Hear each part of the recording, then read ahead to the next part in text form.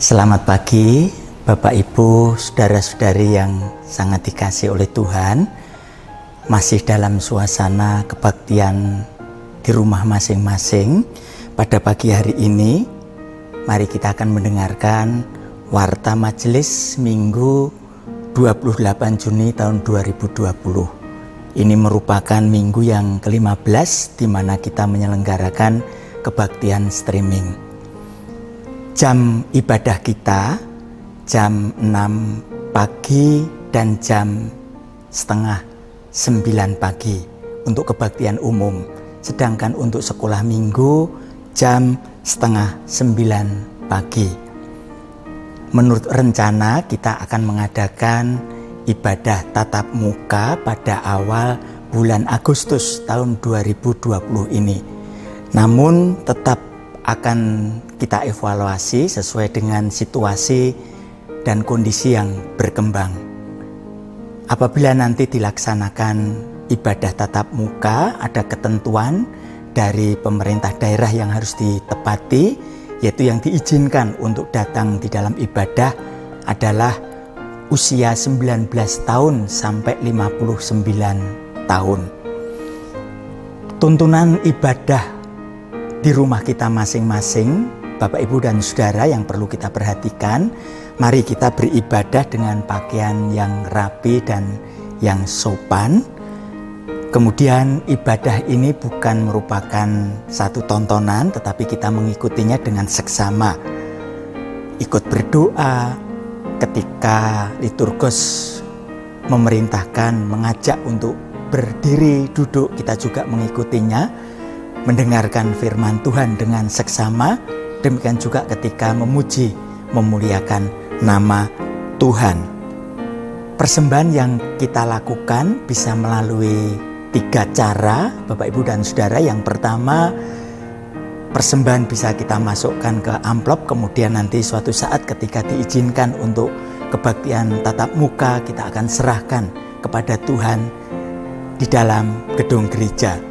Kemudian kita bisa mentransfernya lewat rekening yang tertera di layar Bapak Ibu dan Saudara.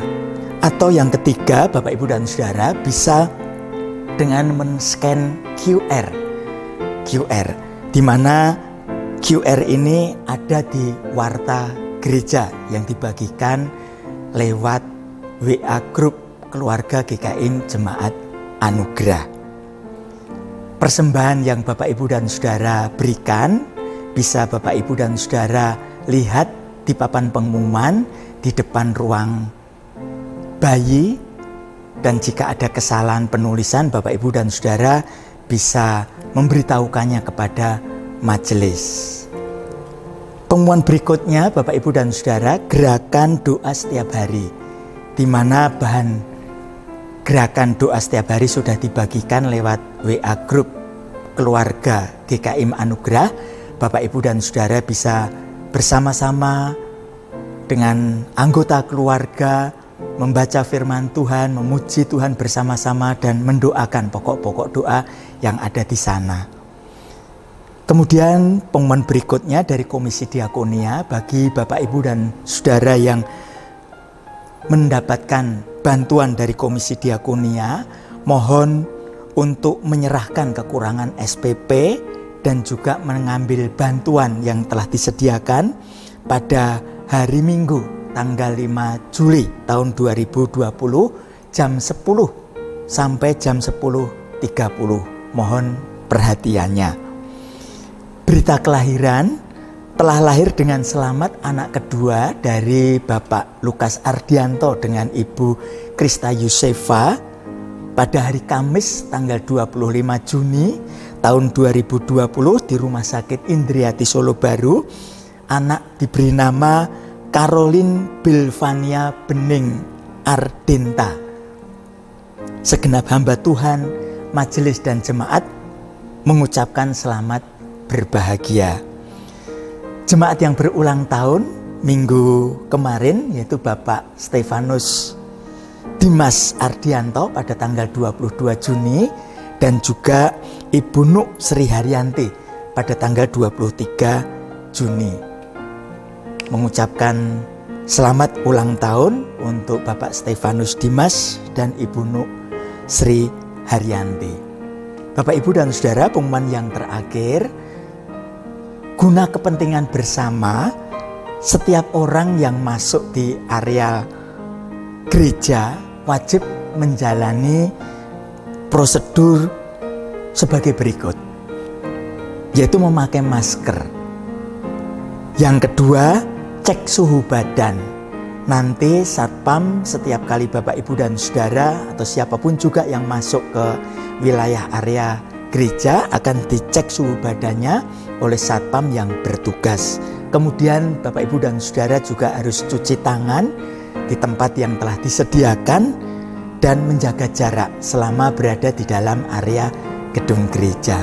Kiranya semuanya akan menolong kita tetap memenuhi protokol kesehatan sehingga kita juga tetap berada di dalam keadaan yang baik dan sehat. Bapak, Ibu, dan Saudara, demikian warta gereja yang disampaikan. Dipersilahkan untuk mengambil waktu teduh. Mari kita beribadah bersama-sama dengan hikmat dan dengan hormat. Tuhan memberkati. Selamat pagi Bapak Ibu yang terkasih dalam Tuhan. Bagaimana kabarnya? Saya harap setiap kita masih memiliki kerinduan untuk menjadi berkat di tengah keluarga di masa pandemi ini. Mari kita bersama-sama mempersiapkan hati kita untuk beribadah kepada Tuhan. Saya mengajak kita semua untuk bersaat teduh.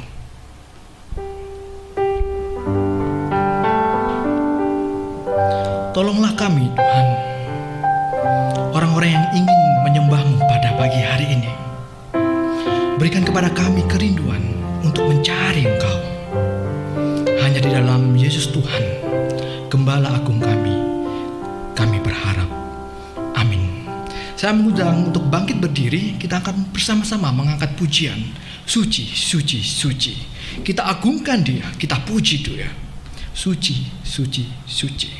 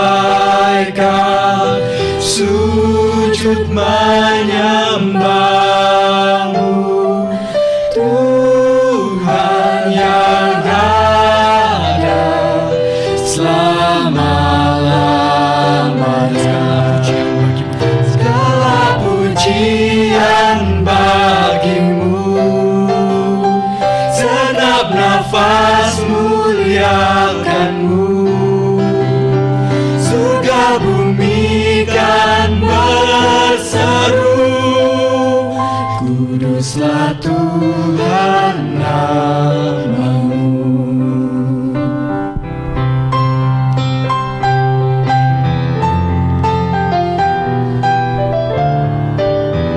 Katakan suci, suci, suci.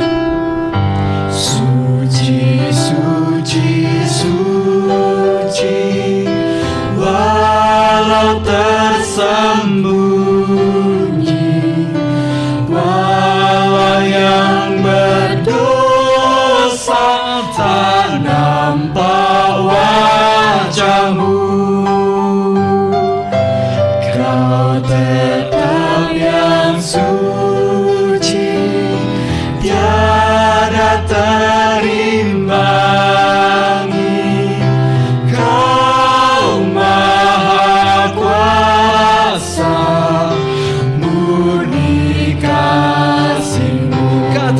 Segala pujian bagimu, segenap nafas muliakanmu. Surga bumi kan berseru, kuduslah Tuhan namamu. Segala pujian bagimu, segenap nafas muliakanmu. Surga bumi kan berseru, kuduslah Tuhan namamu.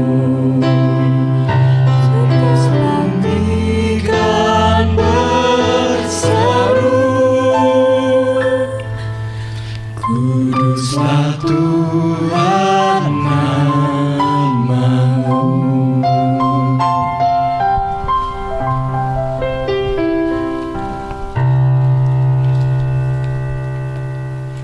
Kebaktian kita pada pagi hari ini kita laksanakan dengan satu pengakuan.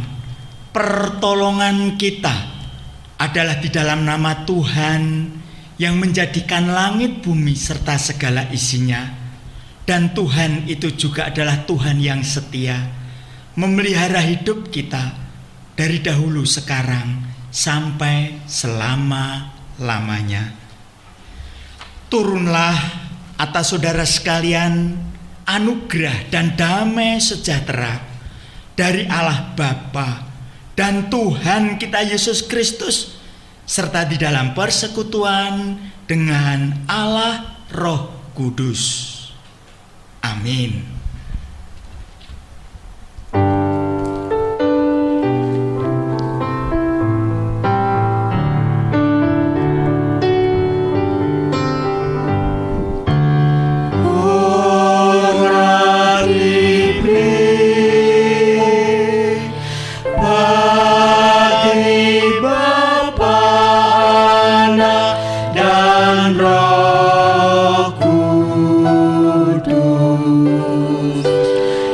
Dari mula sampai sekarang dan seterusnya,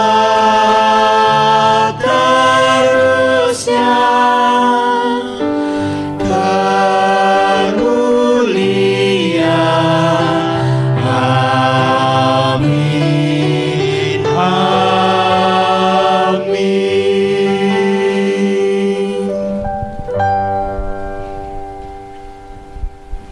Saat ini kita akan memasuki pengakuan dosa.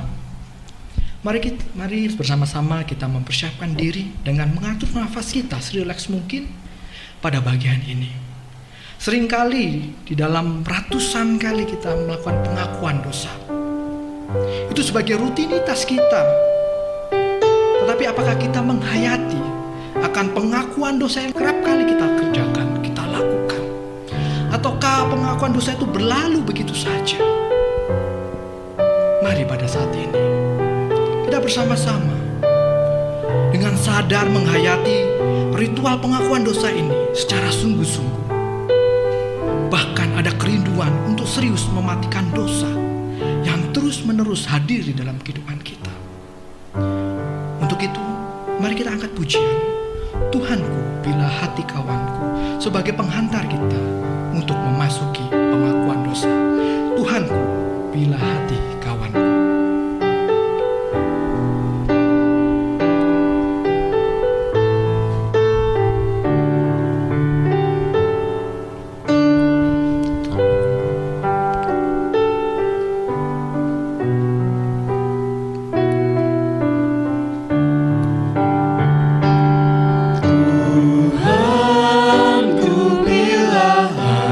Kawanku terluka.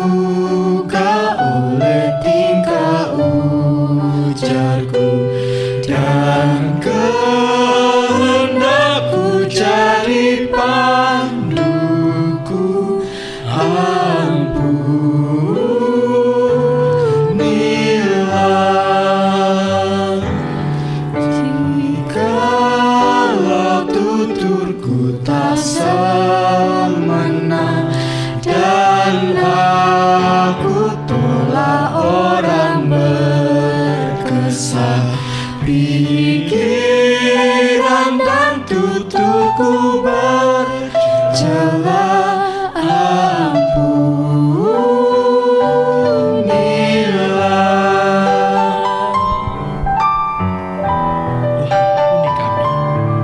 Tuhan ampuni kami. Tuhan ampuni kami. dan hari ini aku bersembah serta padamu Bapa berserah, berikan daku kasih-Mu mesra. Amin, amin.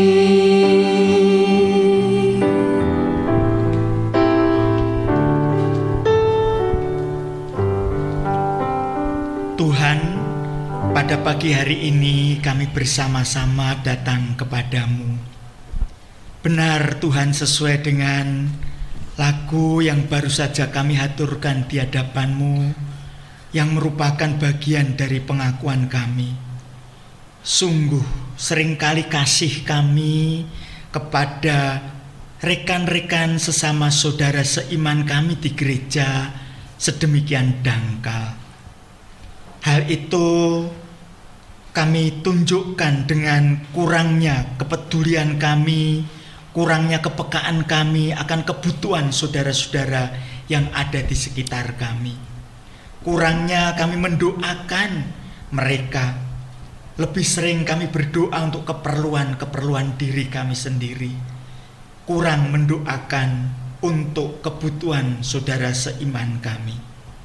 Demikian juga dalam kenyataannya, seringkali kami sulit mengampuni saudara seiman yang bersalah kepada kami.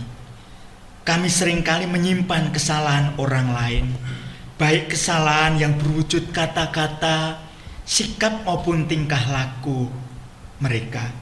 Kami sedemikian menyimpannya, sulit untuk memberikan pengampunan kepada mereka. Tuhan, ampuni kami. Demikian juga di dalam kenyataan kehidupan keseharian, seringkali kami mendukakan hati saudara-saudara kami. Tuhan, ampuni kami, sucikan kami. Dan biarlah sebagai sesama anggota tubuh Kristus, kami bisa menyatakan dan mempraktekkan kasih itu di tengah-tengah kehidupan kami bergereja. Terima kasih Tuhan, terima kasih. Terpujilah Engkau demi nama Tuhan Yesus. Amin. Berita anugerah diambil dari Mazmur 32 ayat yang kelima. Demikian bunyinya. Dosaku kuberitahukan kepadamu, dan kesalahanku tidaklah kusembunyikan. Aku berkata, aku akan mengaku kepada Tuhan pelanggaran-pelanggaranku, dan Engkau mengampuni kesalahan karena dosaku. Biarlah kebenaran firman Tuhan ini yang merupakan berita anugerah terus menguatkan dan memberkati kita. Amin. Kiranya kebaikan Tuhan yang sudah menyelamatkan kita, menjadikan kita memiliki kerinduan untuk bersukacita atasnya. Mari kita pujikan surga turun sebagai respon kita terhadap berita anugerah yang asalnya dari Tuhan. Surga turun.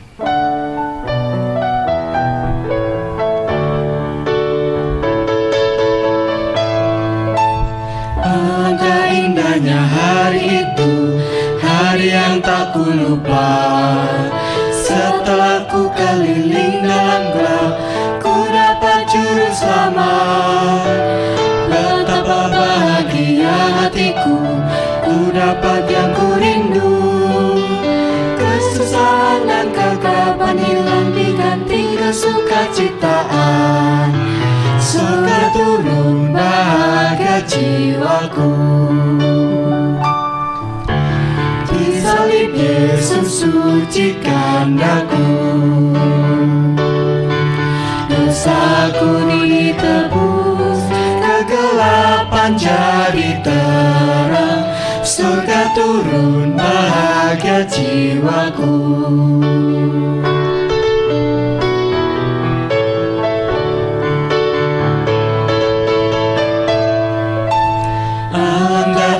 indahnya hari itu, hari yang tak ku lupa.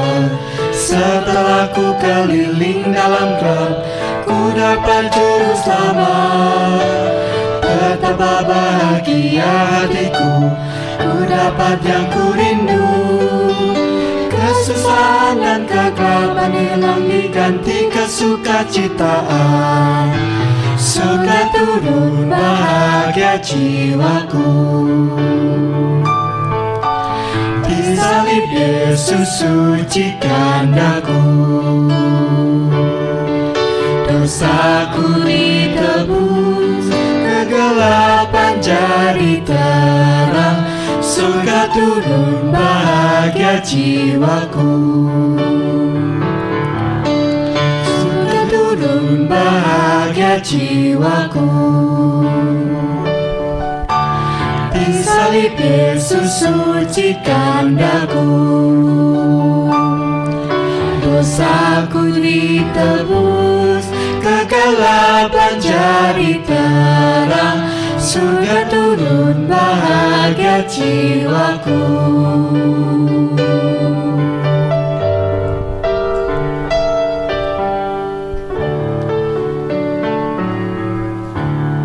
Jemaat silakan untuk duduk kembali. Sungguh alangkah baiknya, sungguh alangkah indahnya bila saudara semua hidup rukun bersama. Mari kita angkat pujian ini sebagai kerinduan kita sebagai tubuh Kristus untuk bersama-sama hidup di dalam Tuhan. Kita angkat pujian, sungguh alangkah baiknya.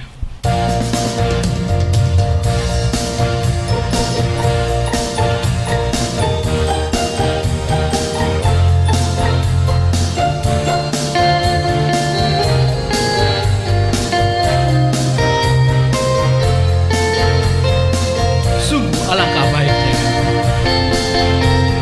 Sungguh alangkah baiknya, sungguh alangkah indahnya bila saudara semua hidup rukun bersama. Sungguh alangkah baiknya.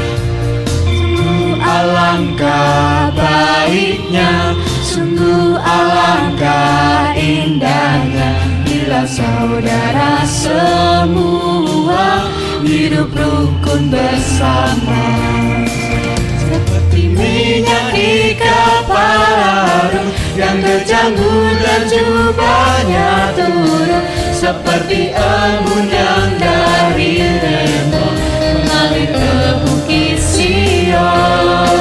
Sebab kesanalah Allah meminta agar berkat-berkat-Nya tercurah serta memberikan anugerah untuk selama-lamanya.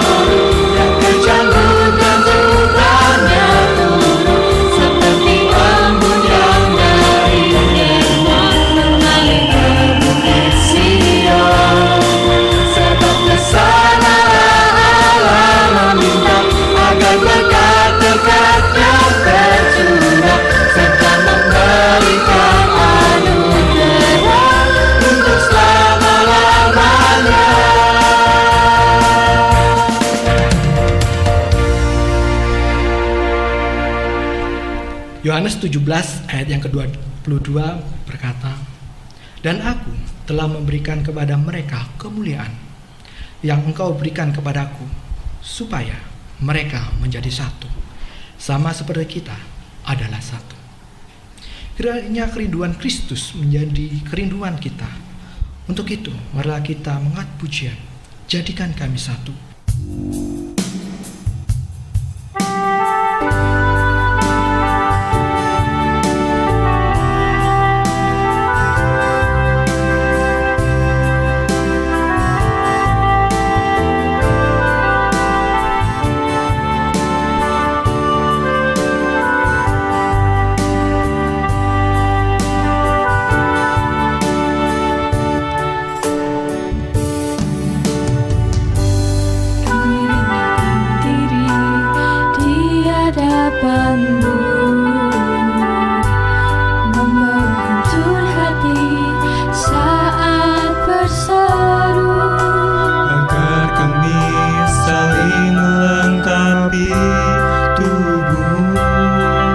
Seperti Kau dan Yesus adalah satu. Kita akan pujian ini bersama-sama dari awal. Kami rendahkan diri di hadapan-Mu, membawa hancur hati saat berseru, agar kami saling melengkapi tubuh-Mu. Seperti Kau dan Yesus adalah satu.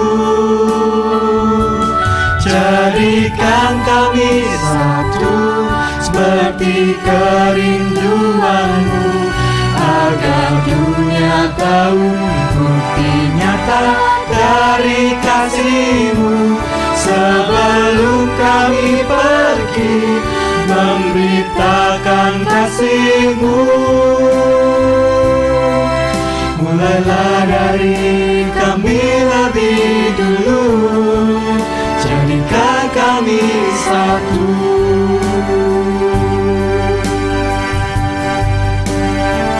Ya Tuhan, kiranya kami menjadi satu seperti kerinduan, agar dunia tahu bukti nyata dari kasih-Mu.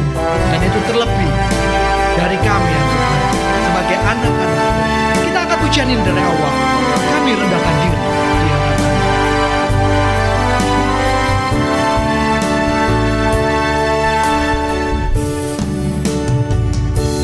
Kami rendahkan diri di hadapan-Mu,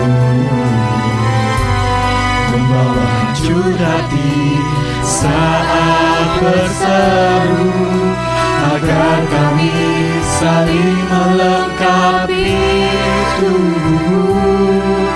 Seperti Kau dan Yesus adalah satu. Jadikan kami satu, seperti kerinduan-Mu, agar dunia tahu bukti nyata dari kasih-Mu. Sebelum kami pergi memberitakan kasih-Mu, mulailah dari kami lebih dulu. Jadikan kami satu.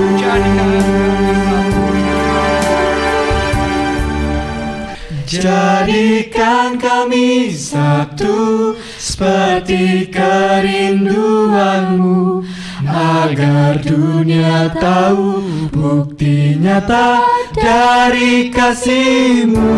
Sebelum kami pergi memberitakan kasih-Mu, mulailah dari kami lebih dulu. Jadikan kami satu. Jadikan kami satu.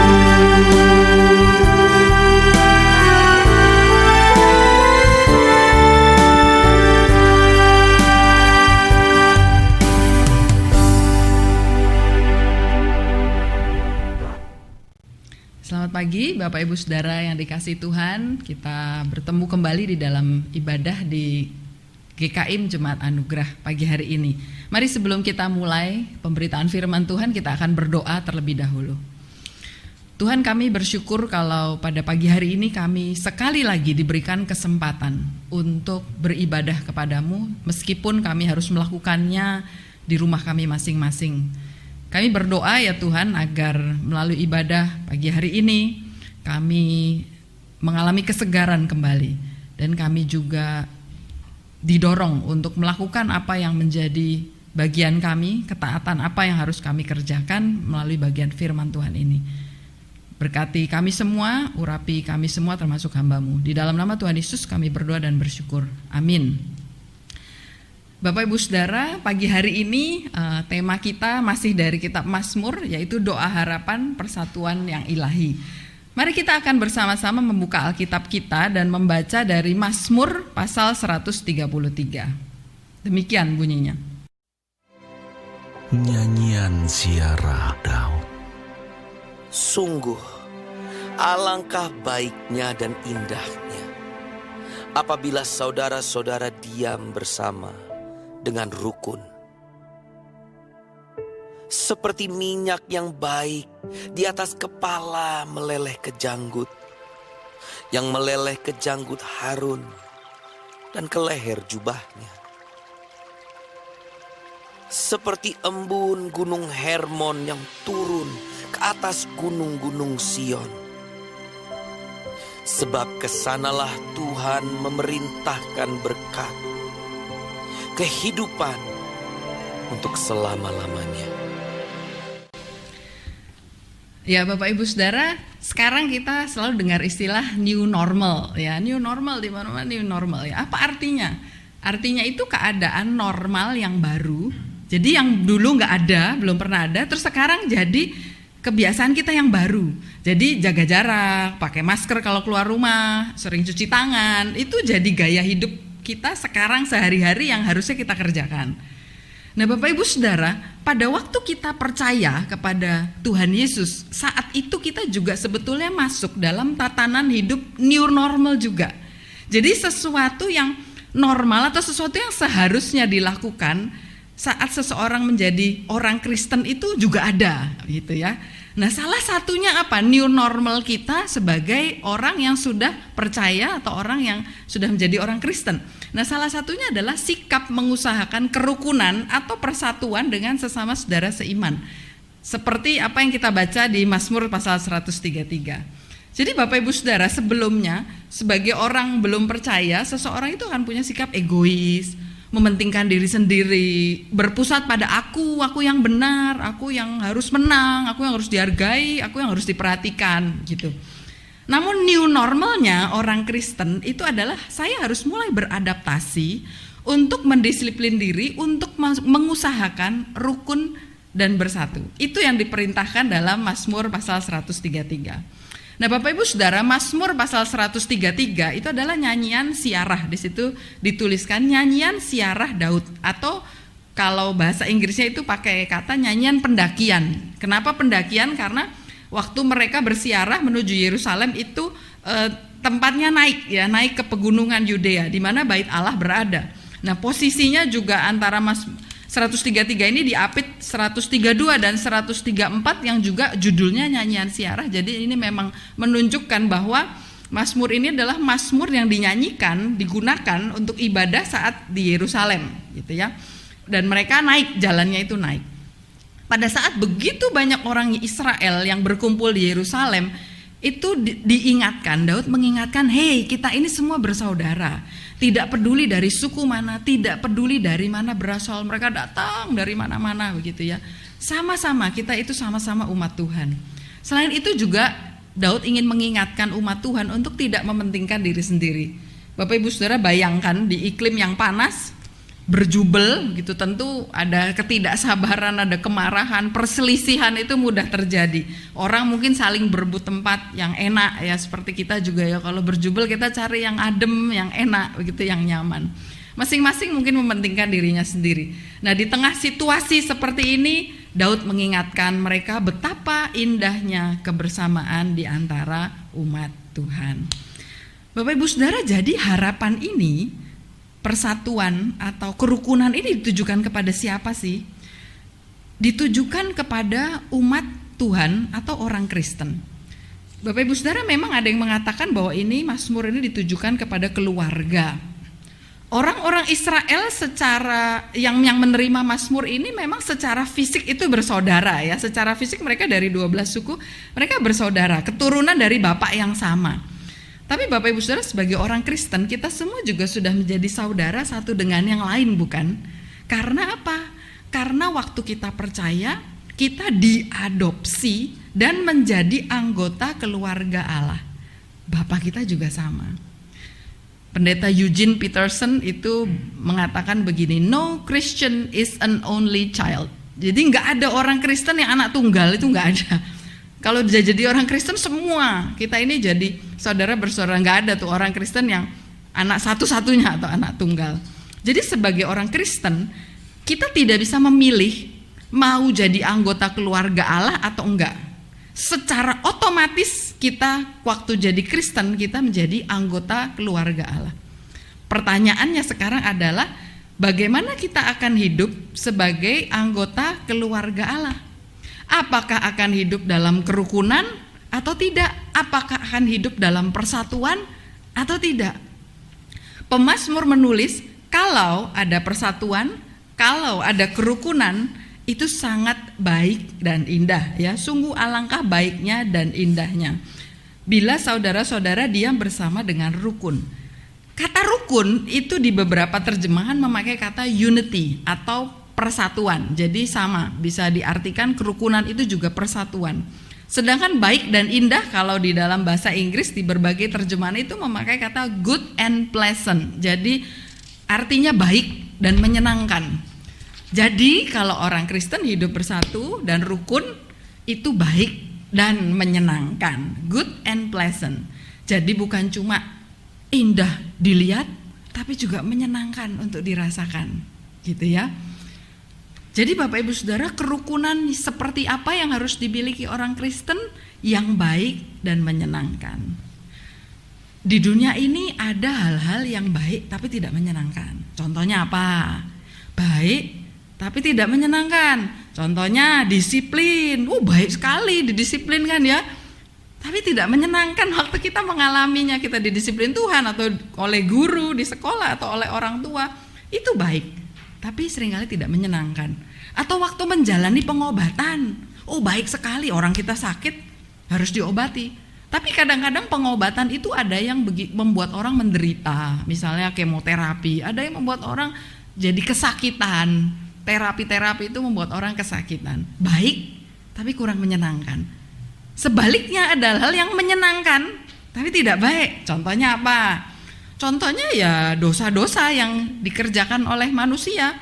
Itu hal-hal menyenangkan tapi tidak baik. Dosa korupsi, menyenangkan sekali, uangnya tambah banyak. Tapi itu tidak baik. Dosa perselingkuhan, makan berlebihan dan yang lain-lain itu menyenangkan sekali, tapi tidak baik. Nah, menurut ayat ini dalam persatuan atau kerukunan kedua-duanya ada. Enak kalau dilihat, kalau orang rukun bersatu itu enak dilihat, tapi bukan cuman enak dilihat tapi menyenangkan rasanya, baik dan menyenangkan. Nah, seberapa baik dan menyenangkankah persatuan atau kerukunan itu? Pemazmur menjelaskan dengan dua gambaran, minyak dan embun ya. Seperti minyak yang baik di atas kepala meleleh ke janggut, yang meleleh ke janggut Harun dan ke leher jubahnya. Lalu yang kedua, embun seperti embun gunung Hermon yang turun ke atas gunung-gunung Sion, sebab kesanalah Tuhan memerintahkan berkat kehidupan untuk selama-lamanya.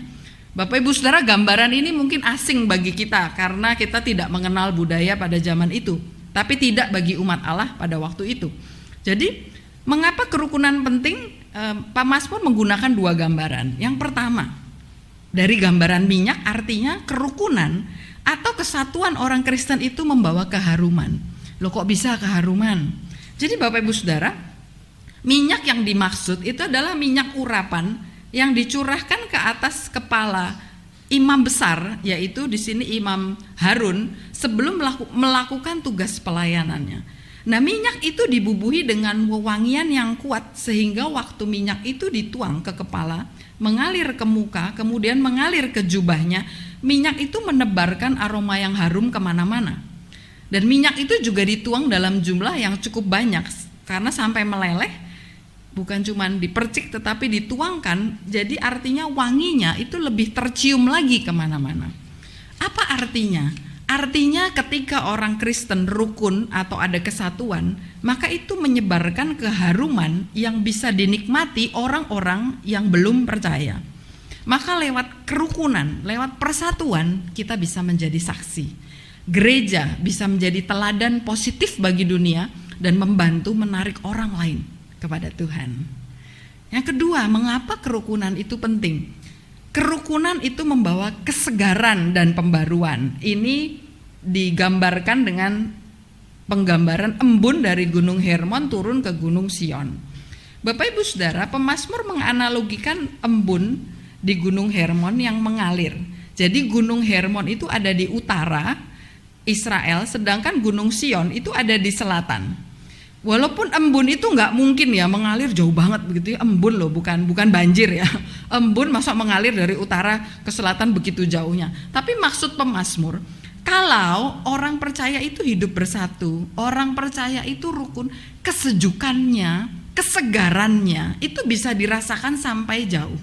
Sama seperti sejuknya embun Hermon yang di utara, itu bisa dirasakan kesejukannya sampai Sion di selatan. Jadi embun itu menggambarkan sebuah pembaruan, kesegaran, kesuburan. Jadi Bapak Ibu Saudara, waktu kita rukun, kita bersatu, itu bisa menyegarkan jiwa, membawa pembaruan, menyuburkan jiwa kita. Kerukunan itu akan memperbarui dan menghidupkan pelayanan, karena berkurangnya ketegangan yang bisa melemahkan tenaga kita. Bapak Ibu Saudara, dalam Olimpiade untuk orang-orang berkebutuhan khusus atau Special Olympics di Seattle, saya tidak bisa menemukan tahun berapa, itu dikisahkan dalam pertandingan lari atletik 100 meter ada 9 anak berkebutuhan khusus. Berkebutuhan khusus itu secara fisik ada kecacatan dan atau ada keterbelakangan mental. Mereka 9 anak ini bertanding, berlomba untuk mendapatkan hadiah. Ada 9 anak berkebutuhan khusus untuk lari 100 meter. Nah, saat pistol ditembakkan, semua anak itu mulai berlari. Tapi ada satu anak laki kecil yang waktu baru mulai kesandung lalu jatuh, lalu dia mulai menangis. Nah, ke-8 peserta lainnya udah lari, waktu mendengar tangisan anak ini mereka kemudian memperlambat larinya, mereka menengok ke belakang, lalu semua mereka berbalik arah dan menolong anak ini. Kemudian ke-9 anak ini saling bergandengan tangan menuju finish, jalan bareng-bareng, mereka gandengan begitu ya, terus mereka jalan bareng-bareng menuju finish ke-9-9-nya, tidak ada juara 1, 9-9-nya jadi menuju garis finish bersama-sama. Semua orang di stadion itu berdiri memberi tepuk tangan selama beberapa menit untuk mereka.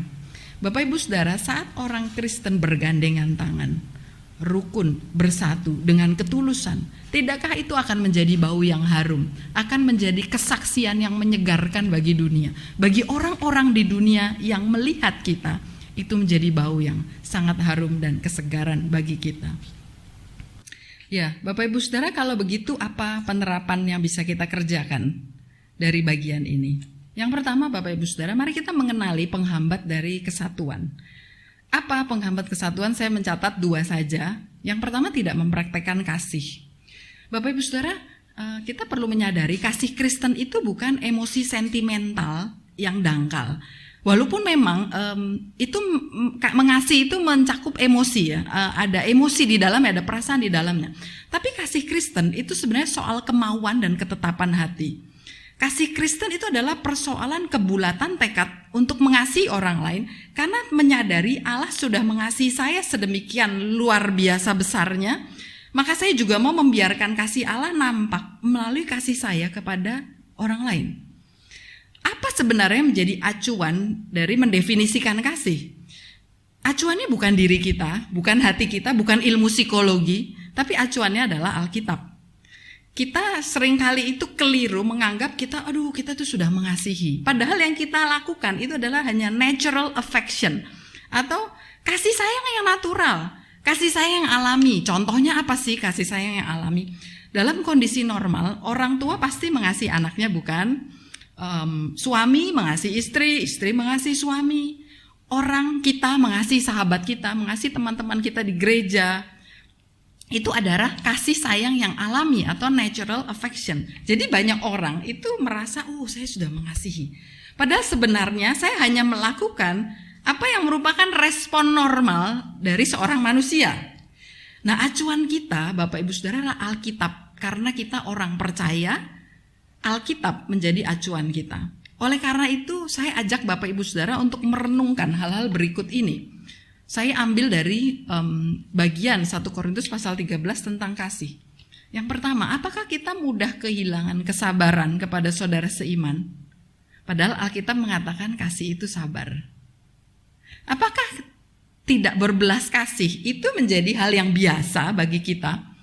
Padahal kasih itu murah hati. Apakah kita iri? Kadang-kadang iri dengan keberhasilan dan keberuntungan saudara seiman. Padahal kasih itu tidak cemburu. Apakah waktu kita sedang keras hati dan marah, kita menjadi kurang sopan terhadap orang lain? Padahal kasih tidak melakukan yang tidak sopan. Apakah kita sering menganggap diri kita dan hak kita lebih penting dari orang lain? Padahal kasih tidak mencari keuntungan diri sendiri. Apakah mungkin waktu lelah atau keinginan kita tidak tercapai, kita mudah marah? Padahal kasih tidak pemarah. Apakah kita sering menyimpan kesalahan orang lain dalam hati kita? Ada orang yang berbuat salah kepada kita, kita simpan kemarahan itu. Padahal kasih tidak menyimpan kesalahan orang lain. Jadi Bapak Ibu Saudara, ini bukan kasih sayang alami. Karena kita harus mengasihi, bukan karena orang itu berbuat baik dan mengasihi kita.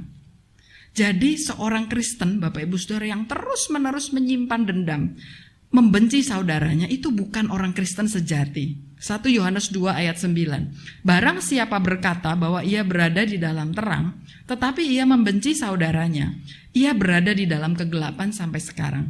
Jadi salah satu ciri-ciri orang yang sudah lahir baru, orang yang sudah menjadi umat Tuhan, orang yang sudah memiliki relasi dengan Tuhan adalah dia akan punya kemampuan, dimampukan untuk mengasihi, untuk mengampuni. Kalau terus-menerus dia membenci saudaranya, jangan-jangan dia bukan orang Kristen yang sejati. Kemudian apalagi penghambat dari kesatuan, Bapak Ibu Saudara, yang kedua itu kesombongan. Sombong akan apa? Yang pertama sombong karena menganggap diri benar secara moral. Ya, kita di gereja ya. Kadang-kadang kita membicarakan orang lain sepertinya orang lain itu jauh lebih jelek dari kita. Ya, contohnya kalau di Alkitab itu orang Farisi ya, contoh yang paling jelas. Nah, kita sangat bisa mudah jatuh di dalam dosa ini karena kita memang tidak, sebagian besar dari kita tidak melakukan seperti yang orang-orang lain lakukan. Misalnya gaya hidupnya amoral, melakukan perselingkuhan, mabuk-mabukan, korupsi dan yang lain-lain. Sehingga kita sangat mudah sekali untuk menjadi sombong atau menganggap diri benar secara moral. Saya menganggap orang lain lebih tidak bermoral dari saya. Nah, Bapak Ibu, hal ini bisa menghalangi orang yang belum percaya untuk mengenal Tuhan karena merasa dihakimi. Bagaimana ketika ada orang yang belum percaya masuk ke gereja, maka dia akan merasa dihakimi kalau kita punya sikap seperti itu. Karena itu mari kita memiliki sikap rendah hati karena menyadari saya seperti ini sebagaimana adanya seperti sekarang ini itu semata-mata hanya karena anugerah Tuhan. Lalu sombong apa lagi? Sombong karena doktrin yang benar. Bapak Ibu Saudara, bukan berarti kita tidak perlu memperkuat doktrin. Sangat perlu sekali kita belajar firman Tuhan sungguh-sungguh, memiliki doktrin yang sehat, yang dewasa. Tapi kita bisa jatuh ke dalam dosa ini ketika saya menganggap rendah orang yang tidak memiliki keyakinan, kepercayaan yang sama dengan saya. Jadi Bapak Ibu Saudara, mari sambil kita memegang doktrin yang benar, tapi kita juga memegangnya dengan keyakinan ini dengan kerendahan hati. Kemudian yang kedua Bapak Ibu Saudara, penerapan yang bisa kita kerjakan apa? Mari kita menyadari gereja adalah pusat pengubahan, pusat pertobatan, pusat rekonsiliasi, pengampunan dan juga pengudusan. Di gereja itu berbagai manusia yang tidak sempurna itu berkumpul ya. Kita semua ini tidak sehat Bapak Ibu Saudara. Kita ini tidak ada yang sempurna. Kita berkumpul bersama untuk belajar mengasihi Allah dan mengasihi saudara seiman kita sebagaimana Allah sudah merancangkannya. Nah, kita harus menyadari bahwa saudara seiman itu adalah alat Allah. Bagian dari cara Allah untuk memproses karakter saya, untuk mengasah kepribadian saya supaya semakin serupa dengan Kristus. Ada orang yang tidak mau lagi datang ke sebuah pertemuan karena pertemuan itu ada orang yang telah menyakiti hatinya. Ada orang yang tidak mau melayani lagi di bidang itu karena di situ ada orang yang tidak cocok dengan saya. Bapak Ibu Saudara, mari kita mengingat bahwa kita pun juga sama menyebalkannya, banyak kelemahannya ya seperti orang itu, seperti orang lain. Jadi kita harus menyadari bahwa saudara seiman itu adalah salah satu alat Allah untuk memproses karakter kita. Sekarang mari kita jawab pertanyaan ini. Apa yang membuat kita itu menikmati senang kumpul bersekutu dengan kelompok tertentu di gereja? Ya. Apa yang membuat kita senang? Wah, kalau di kelompok yang ini tuh saya senang, saya menikmati. Dengan yang itu kurang. Bapak Ibu Saudara, jika mau jujur, jawabannya adalah kita menikmati dengan orang-orang tertentu itu karena punya kesamaan dengan saya. Saya cocok dengan kelompok ini karena minatnya sama, hobinya sama. Oh, kepribadiannya mirip-mirip ya, sifatnya mirip-mirip. Latar belakang ekonominya hampir sama lah. Pengalamannya sama, oh pernah kerja di sini, oh pernah melakukan ini, pengalamannya hampir sama dan lain-lain. Bapak Ibu Saudara, jika demikian kita tidak perlu Roh Kudus untuk membuat sebuah kesatuan terjadi. Kesatuan hobi, minat di dunia ini banyak sekali. Banyak orang yang bisa klop tanpa perlu Roh Kudus. Jika demikian kita tidak perlu salib Kristus yang merubuhkan tembok pemisah sehingga semua orang yang percaya kepadanya itu dipersatukan. Jadi Bapak Ibu Saudara, kesatuan itu dirancang Allah, yang dirancangkan oleh Allah itu adalah kesatuan yang supranatural di dalam Kristus. Yang tujuannya menjadikan kita satu di dalam Kristus melampaui hobi, melampaui minat, melampaui ras, melampaui usia, melampaui profesi, melampaui kepribadian. Jika demikian barulah gereja itu bisa menjadi tempat pengubahan, pertobatan, rekonsiliasi, pengampunan, pengudusan. Karena kita memang diizinkan untuk bertemu, bersatu dengan orang-orang yang berbeda dengan kita. Itu dirancangkan oleh Allah. Maka Bapak Ibu Saudara, mari bertemanlah tidak hanya dengan yang sejenis dengan saya ya. Tidak hanya yang sejenis dengan saya, maksudnya sama minatnya, setara tingkat ekonominya, setara usianya. Kadang-kadang kita juga perlu menyapa orang yang lebih tua, ya lansia, sama rasnya, sama profesinya. Dan jangan kita merendahkan orang lain. Orang ini gak cocok lah masuk kelompok kita. Paling dia juga gak ngerti. Kalau kita omong-omongin nanti dia gak ngerti gitu. Jangan seperti itu. Jadi Bapak Ibu Saudara, penerapannya ada 2. Mari kita mengenali penghambat kesatuan. Yang pertama apa? Kasih. Seringkali tidak ada kasih. Kita tidak mempraktekkan kasih lalu kesombongan. Dan yang kedua, mari kita menyadari gereja itu pusat pengubahan, pertobatan, rekonsiliasi, di mana kita waktu ditempatkan bersama dengan saudara-saudara seiman di gereja, disitulah Allah bekerja, mengerjakan hidup kita supaya semakin serupa dengan Kristus. Bapak Ibu Saudara, sebagai penutup, kesatuan itu adalah anugerah Tuhan, sama seperti keselamatan, karena kematian dan kebangkitan Kristus, orang Yahudi, orang Yunani, kita semua orang dari bangsa macam-macam, itu dijadikan manusia baru dan dipersatukan di dalam gereja. Jadi kesatuan orang Kristen itu bukan barang mewah, itu pemberian Allah bagi gerejanya dan kita harus mengejarnya. Kemudian yang kedua, Bapak Ibu Saudara, kesatuan orang percaya itu dipelihara, bukan diciptakan manusia. Bukan kita yang menciptakan kesatuan. Tuhan sudah memberikannya, kita harus memelihara. Efesus 4 ayat 3. Dan berusahalah memelihara kesatuan roh oleh ikatan damai sejahtera. Karena itu tugas kita adalah memelihara kesatuan yang sudah dianugerahkannya kepada kita. Dan yang ketiga, kesatuan hanya bisa terjadi di dalam gereja yang sejati. Apa itu gereja yang sejati? Gereja yang sejati adalah gereja yang terdiri dari orang-orang yang sudah mengalami kelahiran baru. Jadi kita bisa pahamkan mengapa kepastian kelahiran kembali itu begitu penting. Karena kesatuan orang percaya hanya bisa diusahakan oleh orang-orang yang sudah lahir baru, oleh orang-orang yang sudah menjadi milik Kristus. Maka tidak mungkin kesatuan itu bisa dipelihara, diusahakan jika gereja itu terdiri dari orang-orang yang sebagian besar belum lahir baru. Itu sebabnya penting sekali memberitakan Injil kepada orang-orang di sekitar kita. Berita Injil tentang Yesus Kristus itu adalah doktrin yang mempersatukan gereja. Semakin gereja memberitakan Injil Kristus, semakin bertumbuh di dalam kesatuan. Sebaliknya, jika gereja banyak membicarakan hal-hal yang superficial, hal-hal yang tidak utama, akan semakin mudah terpecah. Jadi Bapak Ibu Saudara, mari kita pelihara kesatuan, kerukunan berdasarkan Mazmur pasal 133 ini. Amin. Mari kita sama-sama berdoa. Tuhan, kami sudah mendengar sabda-Mu melalui Mazmur 133 yang kami baca dan dengarkan uraiannya. Kami memuji-Mu karena kesatuan yang indah yang Engkau tunjukkan melalui relasi Bapa, Anak, dan Roh Kudus.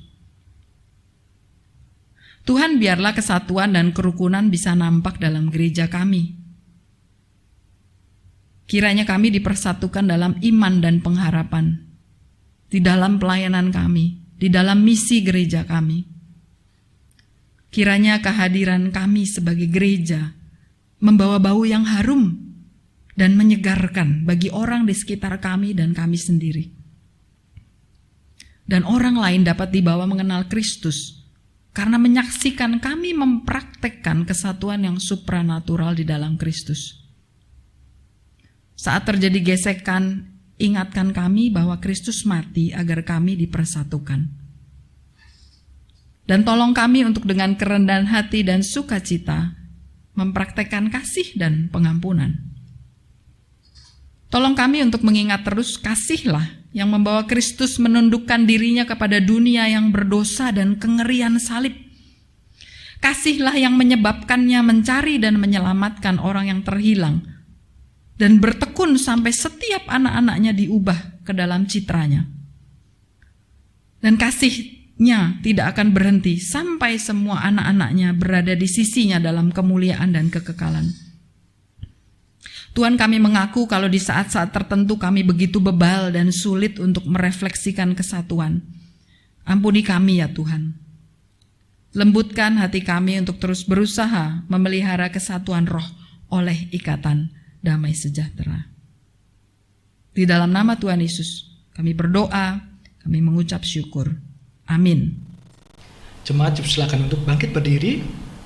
Selaras dengan gereja di segala abad dan tempat, kita akan mengikrarkan pengakuan iman rasuli yang berbunyi demikian. Aku percaya kepada Allah, Bapa yang Maha Kuasa, Khalik langit dan bumi, dan kepada Yesus Kristus, Anaknya yang tunggal Tuhan kita, yang dikandung dari Roh Kudus, lahir dari anak darah Maria, yang menderita sengsara di bawah pemerintahan Pontius Pilatus, disalibkan, mati dan dikuburkan, turun ke dalam kerajaan maut. Pada hari yang ketiga, bangkit pula dari antara orang mati, naik ke surga, duduk sebelah kanan Allah, Bapa yang Maha Kuasa, dan dari sana Ia akan datang untuk menghakimi orang yang hidup dan yang mati. Aku percaya kepada Roh Kudus, gereja yang kudus dan am, persekutuan orang kudus, pengampunan dosa, kebangkitan tubuh, dan kehidupan yang kekal. Amin. Jemaat, silakan duduk kembali. Pada saat ini kita akan memberikan persembahan. Persembahan bisa dilakukan dengan dua cara. Yang pertama bisa dilakukan melalui transfer. Yang kedua bisa melalui amplop persembahan. Nanti ketika Bapak Ibu bisa kembali beribadah secara offline akan ditaruh ke gereja. Untuk itu kita akan angkat pujian. Untuk persembahan kita tabuh waktu pagi.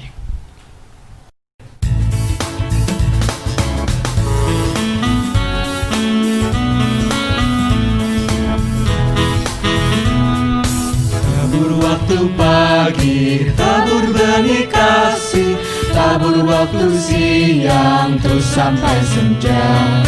Nantikan tuaian pada musim panen, kita akan bersuka bawa berkasnya. Bawa berkasnya masuk lumbungnya, kita akan bersuka bawa berkasnya. Bawa berkasnya masuk lumbungnya, kita akan bersuka bawa berkasnya.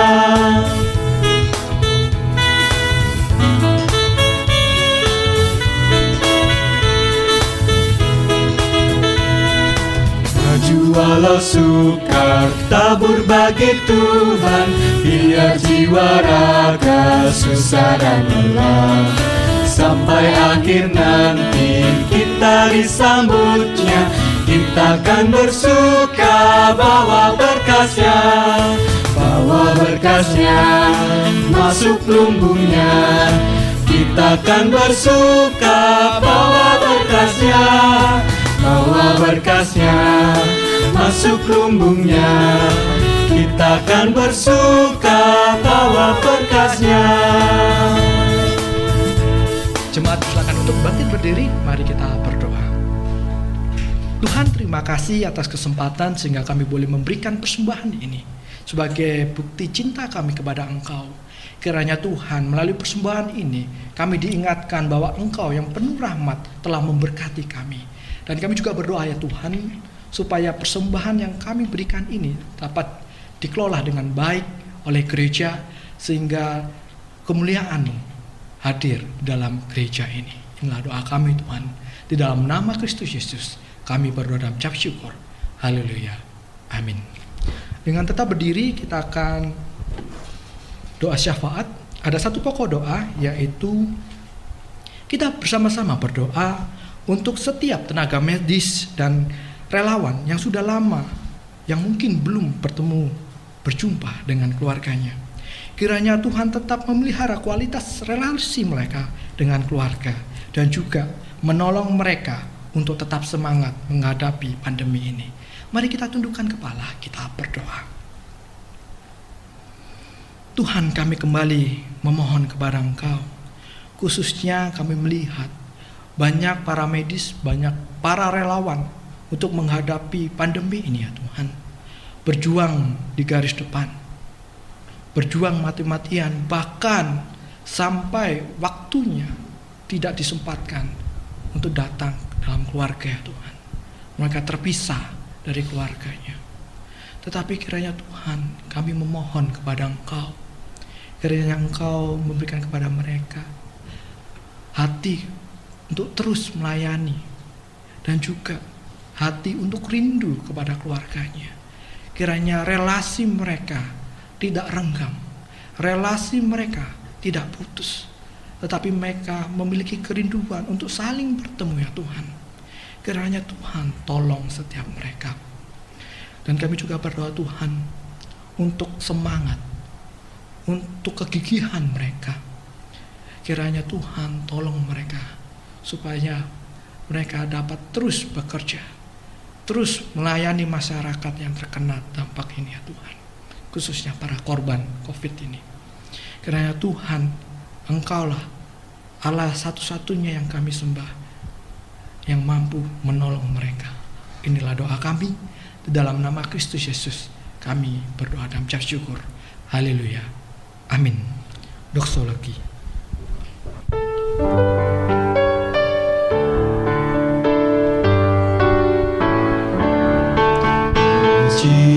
Pujilah sumber berkah, Dia semua ciptaannya. Pujilah Dia, malaikat surga. Puji Bapa, Putra, Roh Kudus. Puji Allah, sumber berkat. Pujilah Dia, semua ciptaannya. Pujilah Dia, malaikat surga. Puji Bapa, Putra, Roh Kudus.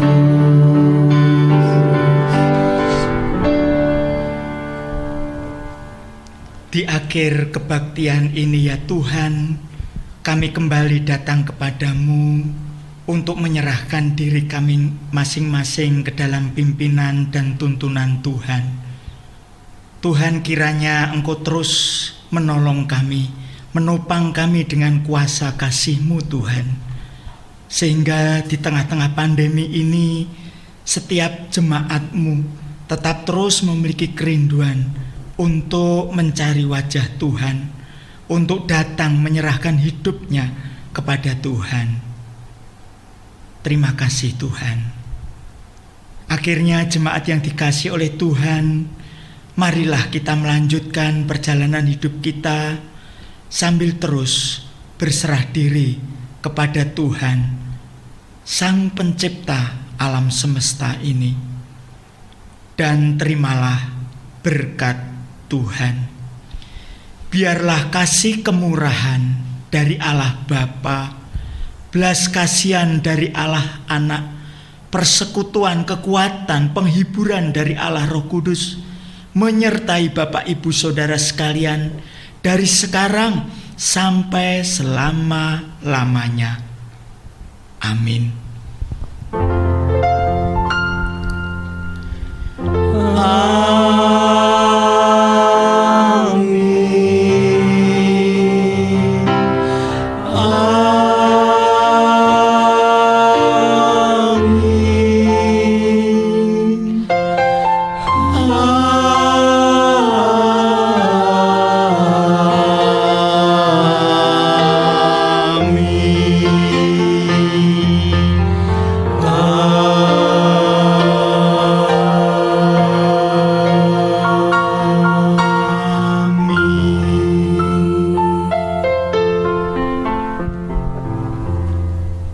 Jemaat dipersilakan untuk duduk, dipersilakan untuk mengambil waktu teduh.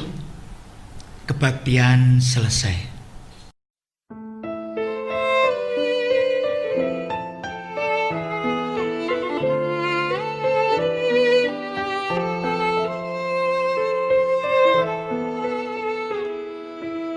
Behold how good and how pleasant it is for brethren to dwell together in unity. Behold how good and how pleasant it is for brethren to dwell together in unity.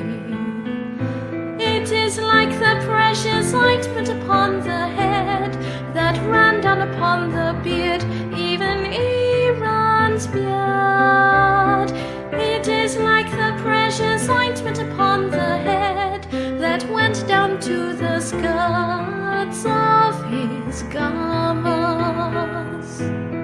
Behold how good and how pleasant it is for brethren to dwell together in unity.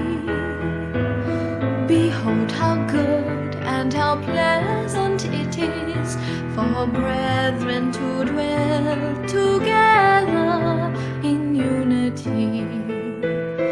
As the dew of Hermon and as the dew that descended upon the mountains of Zion, for there the Lord commanded the blessing, even life forevermore.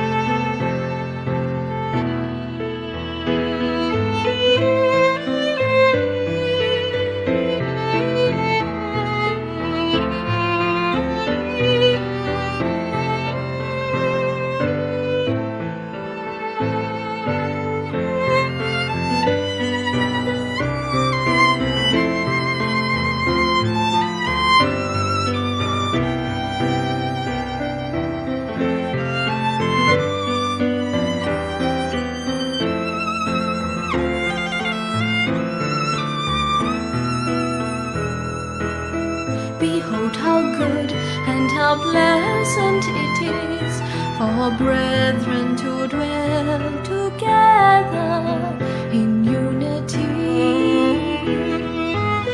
Behold how good and how pleasant it is for brethren to dwell together in unity, in unity, in unity.